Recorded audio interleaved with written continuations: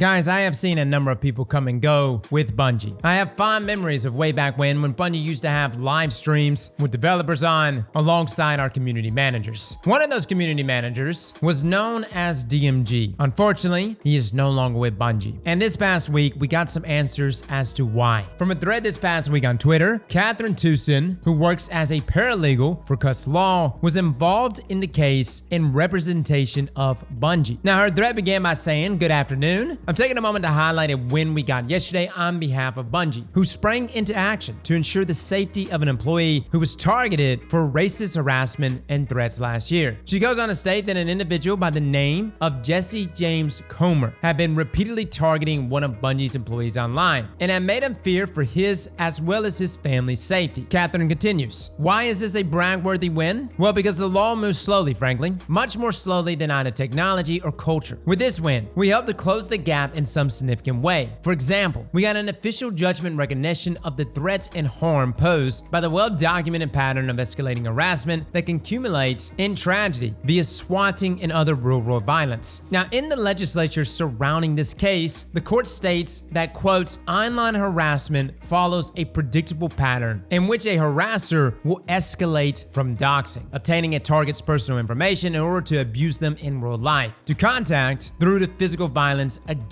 the targets. Comer's conduct had all the hallmarks of an attacker of high concern. He first doxed D-Doe, then sent racist and abusive messages to him, escalating to attacking D-Doe's wife, and continued into real-world physical contact by means of the pizza delivery." Now, the instance referred to here is where Comer ordered multiple pizzas to said employee's residence, where the delivery driver was instructed to pound loudly on the door and collect payment upon delivery, hoping to force a confrontation between the Bungie employee and the delivery service. Through Discord server messages, we see him even bragging about it to several of his friends. "Look at this crap right here. I got banned from Destiny 2. Poggers. You'll never guess why. You see the dev racial slur in game chats? I'd say more around the realm of sending a certain community manager a Domino's order IRL, and they traced it back to me, Lamau. No effing way? Way. Please tell me the certain community manager is DMG. Yes, but don't spread it around too much. But what kind of pizza did you get him? Mainly random meats and sauces. And goat cheese, I think. Feta cheese, my bad." Catherine goes on to state that the court recognized that attacks like these hurt not only the employee, but the employer as well. The employer, in this case, Bungie, has a right to then enforce the recovery of those damages in civil courts. These damages involve the threat to the safety the employee's family felt, as well as Bungie's temporary loss of a community manager. In the court legislation, it states that D-Doe was so frightened that he needed to take time off and curtail his public interactions with Destiny 2 fans, which interactions were the core of his job. At which, to be clear, DMG was really great about this, right? I mean, we're talking about a guy that got started on the forums of Bungie. He was a gamer, first and foremost, and truly a wonderful community manager. Now, word also spread to other Bungie employees, impacting Bungie's other community managers. Bungie not only lost a dedicated veteran community manager, it was forced to shield other existing employees and potential new employees from similar harassment campaigns. Now, the legislation then states that Comer's harassment campaign cost Bungie $380,189.22 in actual damages to provide protection to its employees, to investigate who it was that was harassing its employees, and to put a stop to such harassment. The court also issued a ruling that doxing and harassing an employee with unwanted deliveries, the pizza in this instance, by reason of their employment is an unfair trade practice that affects the public interest, and that said employee could have potentially held Bungie liable for not providing him with a safe working place, in this case, his home. The legislation then states that, quote, "If Mr. Comer escalated his weapons from pizzas to pistols, the dudes might have been able to hold Bungie liable for any resulting injuries." Certainly, Washington's public interest is in allowing employers to act proactively to protect their employees from perceived threats. Now, one of the most significant things that came out of this, though, was means of preventing this type of harassment in the future against Bungie employees. The court recognized a new tort, a civil wrong that causes a claimant to suffer loss or harm. By recognizing a new tort based on the Washington criminal statutes outlawing cyber and telephone harassment, the court has created a path for those with the resource to identify stochastic terrorists and hold them accountable to do exactly that and recover their costs in courts. Essentially, if Bungie ever has any similar harassment issues like these in the future, Bungie will be able to take these individuals to court and receive compensation for damages against them and their employees. fees. Now, bringing this case to a close, the court issued that 1. Comer shall not contact or cause others to contact on his behalf any Bungie employee for any purpose. Number 2. Comer shall contact Bungie only through Bungie's counsel. Number 3. Comer would not directly or indirectly seek to harass or intimidate any Destiny 2 community member, including but not limited to any players, streamer, artist, or other content creator. And number 4. This order is binding on the parties, their officers, agents, servants, employees, and attorneys, and upon those persons in active concert or participation with them who receive actual notice of this order by personal service or otherwise. And then finally, the justice that we all love to see. Quote, Comer will owe the judgment principal balance of $380,189.22 plus $25,000 in statutory damages plus another $83,806.30 in total attorney fees, plus another $200 in statutory attorney fees, plus a 12% post-judgment interest on the entire total of $489,435. Good God, fellas. That is a lot of cheddar. This is what happens, man, when you get cute online. You start doxing and swatting. These are the consequences. Now, throughout this legislature, they kept the employee's name confidential. However, speculations began that the person that was being harassed was ex-community manager DMG. Later that day, he confirmed that by quoting the original thread with a simple thank you. Now, while it is great to see this individual come to justice and reparations be paid out, guys, it's truly unfortunate for Bungie, for DMG, and for other community managers that something like this even happened. This is exactly why we do not have direct contact with CMs. We've got the Destiny 2 Teams account now. A lot of the community managers have stepped away from openly communicating. But more so than that, DMG truly was a great asset to all of us. I personally loved him as a CM. And I'm sure after his hiatus, he probably realized that the community manager job, at least with the Destiny community, was not worth the mental toll that came along with it in situations such as these. On December 15th, 2022, DMG posted, taking a leap of faith, stepping down as senior CM, final day at Bungie coming on December the 30th. Don't know where the future will take me, but looking forward to new opportunities and new challenges. Thank you for all your time over the years. Full message below. He also attached an image to the post further in telling the fondness of his time with Bungie and all the good memories he'd had over his time with the company. In the end, it really sucks to see someone like DMG leave, guys. It also sucks to see someone as kind as him have to undergo such crap. And just to give you kind of an idea of what I'm talking about, I had an issue a long time ago with some NDA stuff. I made a mistake. At the time, I didn't really know what to do. And I remember Dado messaged me and was like, hey man, you may want to just message Bungie directly. And so I did. And by messaging Bungie directly, I didn't message their Twitter directly or call their contact support team. I messaged DMG and Cosmo. And you know what? They had the decency the very next day to pull me into a call and just chat things out with me. They didn't grill me alive, man. They talked to me like a person. And look, I'll never forget that because you don't get that with a lot of companies these days. And unfortunately, with a situation like this